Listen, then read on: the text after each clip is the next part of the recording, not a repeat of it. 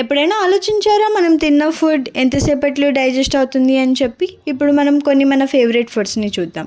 పోహా, ఇది లైట్గా ఉంటుంది కాబట్టి ఒక 1.5 అవర్లో డైజెస్ట్ అయిపోతుంది. నెక్స్ట్ ఇడ్లీ, మనం దీన్ని స్టీమ్ చేసి చేస్తాం కాబట్టి ఒక 2 గంటల్లో ఇది డైజెస్ట్ అయిపోతుంది. అలాగే చపాతీ మరియు కూర డైజెస్ట్ అవ్వడానికి ఒక 3 నుండి 4 గంటలు సమయం పట్టవచ్చు.